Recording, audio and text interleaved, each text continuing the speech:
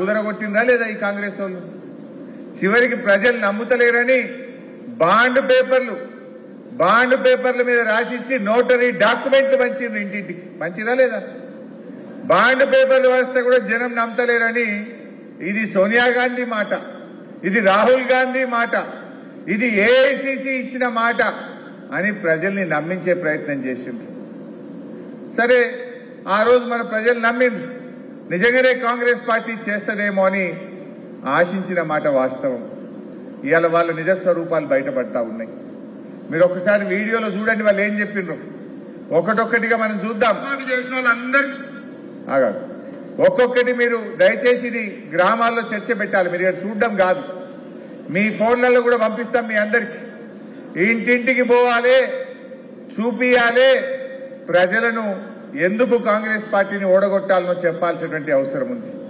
రేవంత్ రెడ్డి ఏమంటుండు, మా 100 రోజుల పాలనకు ఈ ఎన్నికలు ఒక రెఫరెండము అంటుండు. అంటే 100 రోజుల్లో ఇన్ని హామీలు ఇచ్చింది, 6 గ్యారంటీలు అమలు చేసి తీర్థము అని చెప్పి బాండ్ పేపర్ల మీద ఇచ్చిండ్రు. మరి ఇప్పుడు నా పాలనకి ఇది రెఫరెండం అంటున్నాడు. మరి తప్పిపోయి కాంగ్రెస్ పార్టీ గెలిచిందనుకో ఏమంటాడు?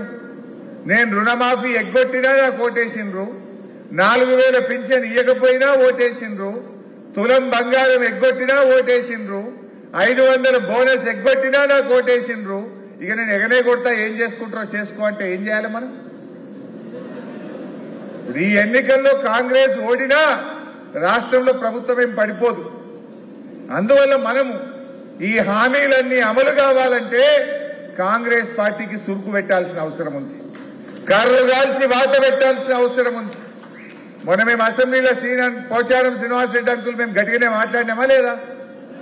మాట్లాడినామా?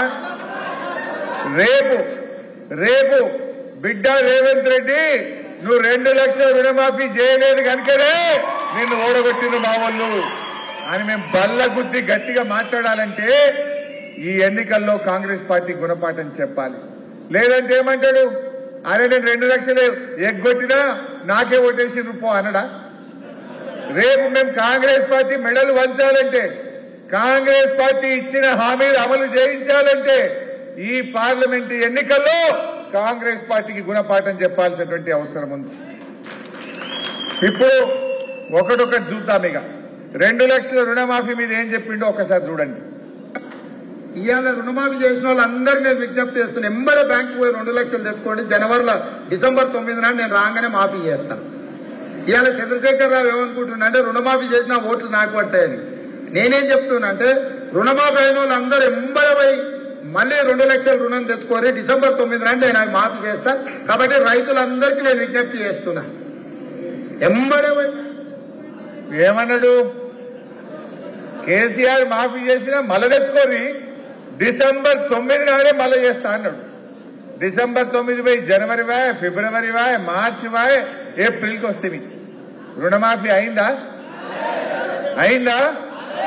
మొన్న మన అందోల్ కాన్స్టిట్యున్సీ రేగోడ్ మండలానికి బ్యాంక్ వాళ్ళు ఊర్లలో పోయి మీరు క్రాప్ లోన్ పైసలు కట్టరా అని నోటీసులు ఇచ్చిండ్రు. బ్యాంక్ అధికారులు ఇవాళ ఊర్ల మీద వెనకటి అంజుమాన్ బ్యాంక్ వాళ్ళు వచ్చినట్టు క్రాప్ లోన్లు కట్టుండని ఇవాళ రైతుల్ని వేధిస్తున్నటువంటి పరిస్థితి. మరి ఈయననేమో డిసెంబర్ 9 నాడే మాఫీ చేస్తా అన్నాడు.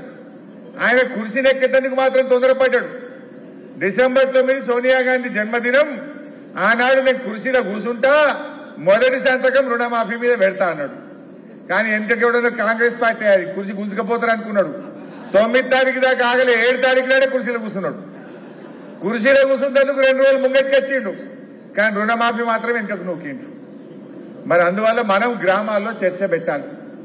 మీరు కామారెడ్డి ఊర్లలో 2 లక్షల రుణమాఫీ అయిన వాళ్ళందరూ కాంగ్రెస్ పార్టీకి ఓటేయండి, రుణమాఫీ కారోళ్ళు కారు గుర్తుకు ఓటేయమని ఇలా మనం చర్చ పెట్టాల్సినటువంటి అవసరం ఉంది.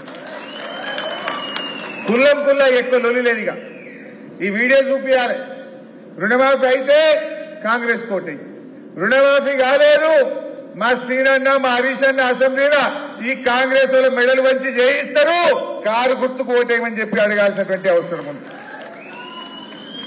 నెక్స్ట్, అత్యధికంగా రైతులు పండిస్తున్న పంట వరి ధాన్యం ఇవాళ వరికి కనీస మద్దతు ధర 1960 రూపాయలు ఉంది.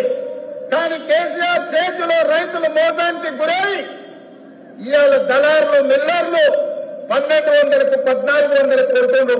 కాబట్టి 1960 రూపాయలున్న వరి కనీస మద్దతు ధరకు మించి 2500తో వడ్లు కొనే బాధ్యత 2000. ఏమన్నాడు?